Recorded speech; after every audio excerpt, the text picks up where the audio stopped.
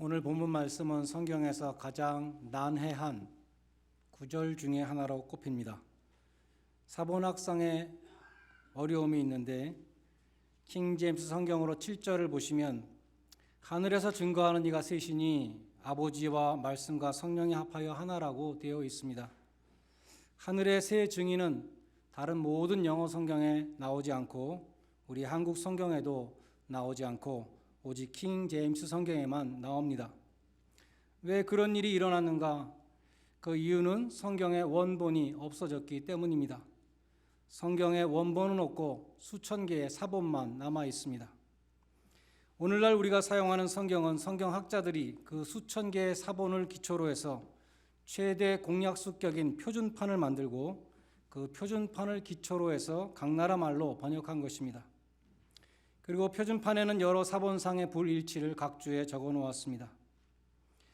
하늘의 아버지와 말씀과 성령 세 증인이 있다는 이 문제의 킹 제임스 본문은 헬라어 성경이 아닌 라틴어 성경에 여백에 들어오기 시작했다가 주 800년경에 라틴어 벌게이트 성경 본문에 정식으로 들어갔습니다. 르네상스 문예 부흥이 일어나면서 헬라어 고전에 대한 연구가 열기를 띨 때에 에라스무스라는 학자가 중세 라틴어 성경 이전에 헬라어 성경을 복원하는 작업을 했습니다. 그는 요한일서 5장 7절에 헬라어 성경에 없는 라틴어 성경에만 있는 이 구절을 발견하고 이 문제의 본문을 헬라어 표준판에서 자기가 만드는 헬라어 표준판에서 뺐습니다. 그러나 라틴어 성경을 중시하는 당시 사람들의 비판에 못 이겨서 만약 문제의 구절이 기록되어 있는 헬라어 성경 사본이 하나라도 나온다면 그 구절을 본문에 포함시키겠다고 약속했습니다. 라틴어 성경을 지지하는 사람들은 1520년에 헬라어 성경을 필사하면서 그 문제의 구절을 헬라어 사본에 삽입시켰습니다. 에라스무스는 그 모든 것들을 다 알았지만 자신의 약속대로 1522년에 출판된 자신의 헬라어 표준판 성경 제3판에 문제의 구절을 포함시켰습니다. 에라스무스의 헬라어 성경은 후에 공인 본문이라고 불리는 텍스투스 리셉투스가 되었고 킹 제임스 성경은 1611년에 그 표준판을 기초로 번역이 되었습니다. 그러나 성경 사본학자들은 그러한 내막을 밝혀내고 새로운 표준판 웨스트코트와 호르트 본문 이 표준판에서는 그 본문을 다시 또 뺐습니다. 그래서 웨스트코트와 호르트 표준판을 기준으로 번역된 다른 모든 영어 성경에는 그 문제의 구절이 빠지게 된 것입니다. 제가 이처럼 다소 전문적인 이야기를 드리는 이유는 성경 해석이 그렇게 간단하지 않다 하는 것입니다. 한국의 사이비들이 성경을 해석하는 것을 보면 마치 하나님이 한국말로 1.1획도 틀림없이 한국말로 이렇게 불러주시고 한국말로 받아 적은 것처럼 한국말 하나하나에 절대적인 의미를 부여하는 것을 볼 수 있습니다. 그러한 성경 해석은 엉뚱한 해석을 낳기 마련입니다. 특별히 오늘 본문처럼 난해한 본문을 해석할 때는 더욱더 주의를 기울여야 하는 것입니다. 그러면 예수 그리스도가 물과 피로 임하셨다는 말씀의 의미는 무엇일까요? 요한 1서는 우리가 말씀드린 대로 영지주의에 대한 반박이 들어있습니다. 예수님이 육체로 오심을 부인하는 성육신을 부인하는 영지주의 이단에 대해서 예수님은 실제로 성육신 하셨다. 실제로 육신을 입고 오셨다고 말씀하는 것이죠. 요한복음 19장 34절에서 요한이 이렇게 증언한 곳이 있습니다. 예수님이 십자가에 달려있을 때 확인 사살을 하기 위해서 로마 병정이 창으로 예수님의 옆구리를 찌르니까 예수님의 옆구리에서 물과 피가 나오는 것을 내가 보았다라고 요한이 증거하는 것입니다. 이 증거는 참되다고 말합니다. 예수님은 환영과 같은 그러한 허상으로 십자가에 달린 것이 아니라 우리와 같은 육신을 입으시고 모든 육체의 고통을 실제로 겪으시고 그 몸에서 물과 피를 쏟으셨습니다. 오늘 본문에서 요한이 예수 그리스도는 물과 피로 임하신 자라고 말씀할 때에 그것은 1차적으로 영지주의에 대한 너스티시즘에 대한 예수님의 성육신을 부인하는 것에 대한 증거로서 물과 피로 임하신 자라 이렇게 말씀하는 것으로 볼 수 있습니다.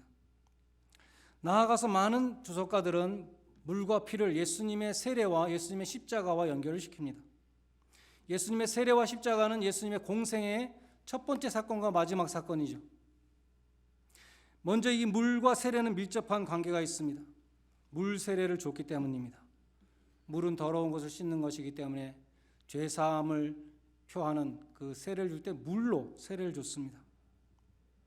그런데 특별히 물의 증거를 예수님의 세례와 연관시키는 이유는 예수님이 요단강에서 물 세례를 받으시고 올라오실 때에, 물에서부터 올라오실 때에 성령이 비둘기같이 임하시고 하늘로서 음성이 있어 가라사대 이는 내 사랑하는 아들이요 내 사랑하는 자라, 내 기뻐하는 자라 라는 음성이 하늘로서 들렸다고 마태복음 3장 17절에 기록되어 있기 때문입니다.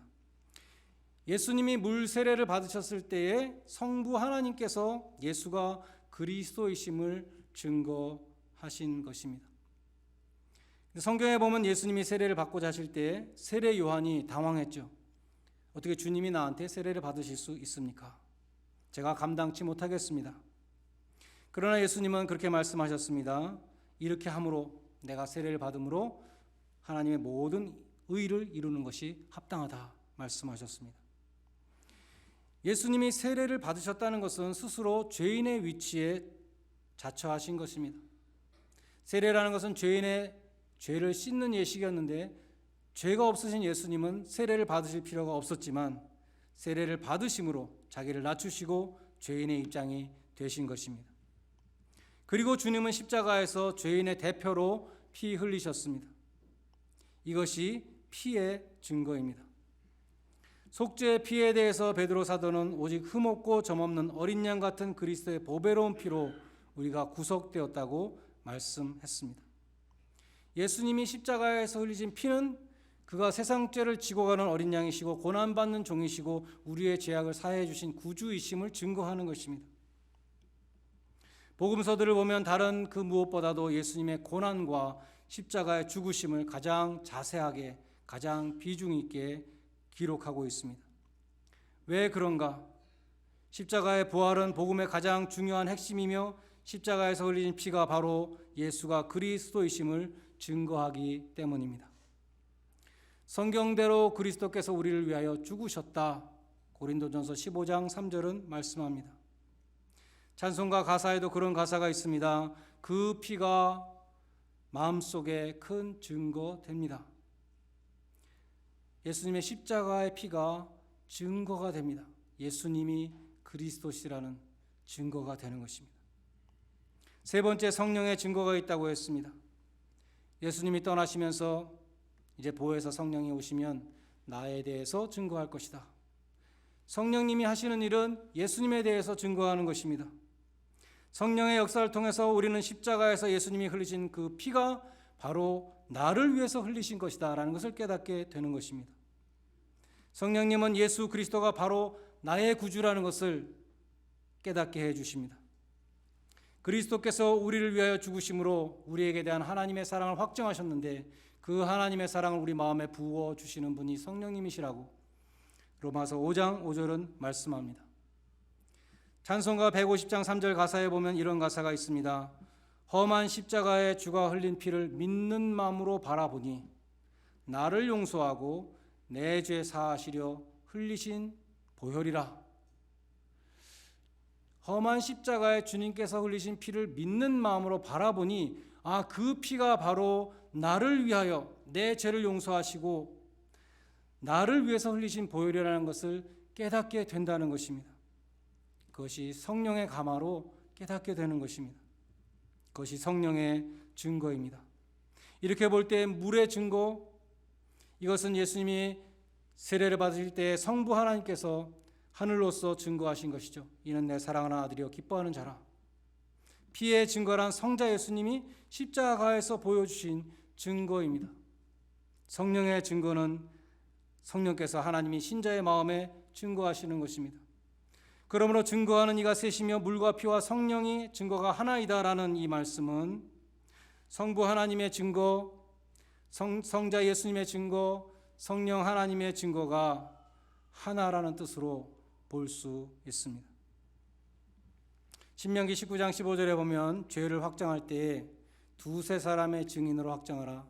한 사람의 증인으로는 죄가 성립되지 않고 두세 사람의 증인이 있어야 된다. 그런 말씀이 있습니다.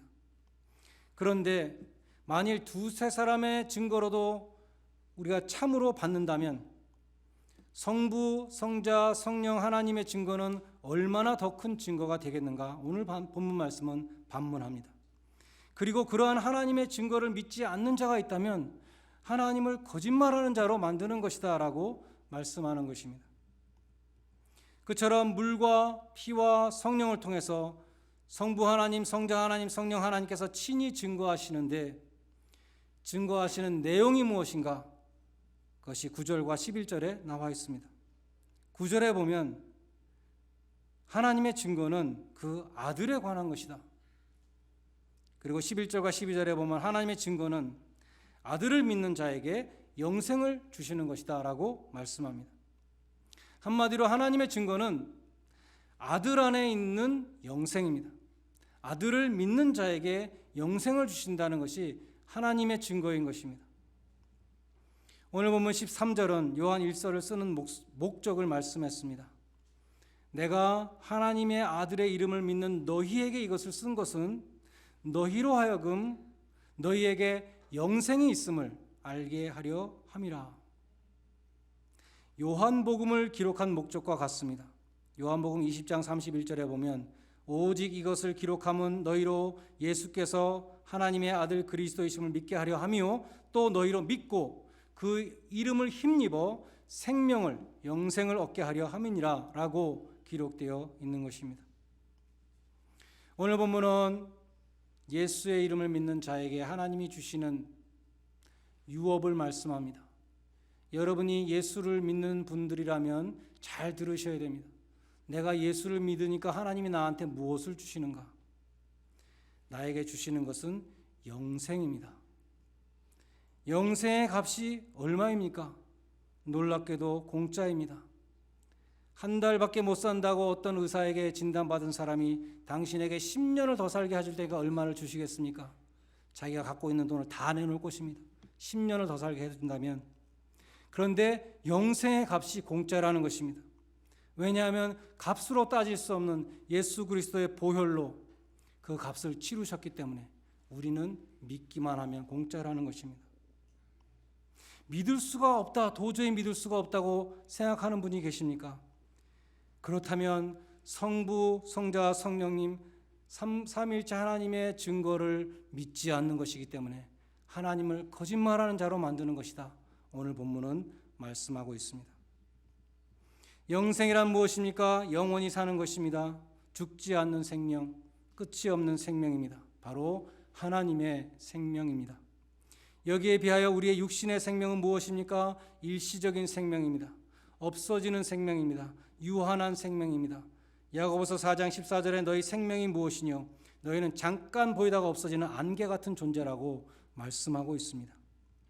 사람이 아무리 호의호식하고 온 천하를 얻고 온 권세를 다 누리고 후한 없이 아무런 아쉬움 없이 인생을 마친다 하더라도 심장의 박동이 그치고 호흡이 그치고 육신이 썩기 시작할 때 그가 누렸던 그 모든 것들은 아무런 가치가 없는 것입니다. 아무리 모든 영광을 누리고 모든 욕구를 다 충족시키고 오래오래 살았다 하더라도 하나님이 주시는 영원한 생명을 놓쳐버린다면 아무런 의미가 없는 것입니다. 사람이 천하를 얻고도 자기 목숨을 잃으면 무엇이 유익하리요? 예수님이 말씀하셨습니다. 비록 부자의 밥상에서 떨어지는 그 부스러기로 연명했다 하더라도 영생을 취한 거지 나사로는 성공한 인생이었습니다. 오히려 거지 나사로에게 물 한 방울만 내 혀에 떨어뜨려 달라고 간청했던 부자는 실패한 인생을 산 사람이었습니다. 오늘 우리는 1년의 마지막 주일을 지키면서 성찬식을 갖습니다. 1년의 마지막은 새해를 바라보게 합니다. 여러분 가운데 이제 1년의 마지막이 왔으니 아무런 희망이 없다, 끝장이다, 그렇게 생각하는 분이 있으십니까? 아니죠. 우리는 1년의 마지막에 새해를 바라봅니다. 희망찬 새해를 바라봅니다. 마찬가지로 모든 사람에게 죽는 날이 있고 마지막이 있습니다. 그러나 믿는 자들은 이 생의 마지막에 절망하는 것이 아니라 영생을 바라보는 것입니다. 올해가 지나가면 새해가 오는 것처럼 이 생이 끝나면 영생이 있습니다. 그것이 성부, 성자, 성령 하나님의 증거입니다. 요한복음 6장 39절에서 무리들이 예수님에게 표적을 구했습니다. 우리 조상 모세는 광야에서 떡을 줘서 먹게 했는데 당신은 무슨 표적을 보여서 우리로 당신을 믿게 할 수 있겠습니까? 예수님은 먼저 광야에서 모세가 줬다고 하는 것은 모세가 준 것이 아니라 하나님이 준 것이다라고 정정해 주셨습니다. 그리고 하나님의 떡은 하늘로서 내려와서 세상에 생명을 주는 것이다 이렇게 말씀하셨습니다. 탐욕스러운 무리들이 그 좋은 떡을 우리에게 주셔서 항상 먹게 하여 주옵소서 이렇게 요청합니다. 하늘로서 내려와 세상에 생명을 주는 생명의 떡을 항상 우리에게 주옵소서. 그때 예수님이 내가 바로 생명의 떡이다 라고 말씀하셨습니다. 조상들이 광야에서 먹은 만나는 시간이 지나면 다시 배고픈 양식이었습니다. 그것은 매일같이 내리는 일용할 양식이었습니다. 예수님은 만나와 생명의 떡을 대조하시면서 만나는 조상들이 먹고도 죽었지만 생명의 떡인 나를 먹는 자는 영원히 산다고 말씀하셨습니다. 예수님은 자신이 영원한 생명을 주시는 떡이라 생명의 떡이다 라고 말씀하셨습니다. 여기 나는 생명의 떡이라 하는 이 말씀 속에 이 생명이라는 단어는 헬라어로 조에라는 단어입니다. 신약 성경에서 생명을 가리키는 단어가 두 개 있는데 바이오스와 조에가 있습니다. 바이오스에서 바이올로지가 나왔습니다. 바이오스는 생물학적인 생명입니다. 조에는 하나님의 생명, 영적인 생명입니다. 조에라는 이 생명이라는 단어가 요한복음에 36번이나 나왔습니다. 영생이라는 단어에도 영원한 바이오스가 아니고 영원한 조에라고 씁니다. 예수님은 덧없는 바이오스에 연연해서 살지 말고 영원한 조에를 바라보면서 살라고 말씀하신 것입니다. 예수님은 생명의 떡인 나를 먹는 자는 영원히 살리라고 말씀하셨습니다. 생명의 떡을 먹는다는 것은 예수님을 먹는다는 것은 예수님을 믿는다는 것을 의미합니다. 누구든지 저를 믿는 자는 멸망치 않고 영생을 얻으리라. 내 살을 먹고 내 피를 마시는 자는 영생을 가졌다라고 말씀하십니다. 예수님의 피를 마신다는 것도 예수님의 속죄의 피를 믿는 것입니다. 예수님의 살을 먹고 예수님의 피를 마시면 영생한다고 말씀하셨습니다. 십자가에서 예수님이 몸이 찢기시고 피를 흘리심으로 내 죄가 사해진 것을 믿을 때에 하나님은 우리에게 영생을 주신다는 것입니다. 주님은 말씀하십니다. 이 성찬을 통해서 말씀하십니다. 내가 채찍에 맞음으로 네가 나음을 입었다. 내가 피 흘림으로 내 죄가 사함을 받았다. 너에게 영원한 생명을 주기 위해서 내가 내 몸을 희생하였다. 내가 네 죄를 대신 짊어졌다. 내가 너의 죽음을 대신 죽었다. 사랑하는 아들아, 사랑하는 내 딸아, 이 내 살을 먹고 내 피를 마셔라. 내가 너의 받을 징벌을 대신 받으며 고난을 받았고 내가 너의 허물로 인해서 찔림을 받았다. 너의 죄악 때문에 내가 상함을 입었고 내가 징계를 받음으로 네가 하나님과 평화를 누리게 되었다. 나를 믿으라. 나의 고난을 헛되이 하지 말고 십자가를 바라보라. 생명의 떡을 취하라. 값없이 주는 영생을 취하라 라고 말씀하십니다. 예수님은 33세밖에 살지 못하셨습니다. 예수님은 말구유에 나셔서 머리 둘 곳이 없이 사시다가 십자가에 달려서 돌아가셨습니다. 그런데 예수님은 정말 불행하게 정말 헛된 삶을 살았다 이렇게 생각하는 사람은 아무도 없을 것입니다. 예수님은 보내신 이의 뜻을 이루어드리는 삶을 그 위대한 삶을 사셨다는 것입니다. 히브리서 12장 2절에 믿음의 주요 온전케 하시는 예수를 바라보자. 그는 저 앞에 있는 즐거움을 위하여 십자가를 참으사 부끄러움을 개의치 아니하시더니 하나님 보좌 우편에 앉으셨느니라 라고 말씀합니다. 삼위일체 하나님께서 우리에게 주신 증거를 오늘 꼭 기억하시기를 바랍니다. 예수를 믿는 자에게 영생을 약속하셨습니다. 그래서 우리는 하나님이 허락하신 이 짧은 세상을 살아가는 동안에 시간의 청지기로서 하나님의 뜻을 이루어 드리고자 하는 고귀한 삶을 살아야 하는 것입니다. 지난 1년 동안 하나님 앞에 부끄러운 삶을 사셨습니까? 새해에는 하나님의 나라를 먼저 구하는 삶을 사시기 바랍니다. 주님이 주신 시간 동안에 견고하며 흔들리지 말고 더욱 주의 일에 힘쓰는 복된 성도들 되시기를 주님의 이름으로 간절히 축원드립니다. 기도하시겠습니다.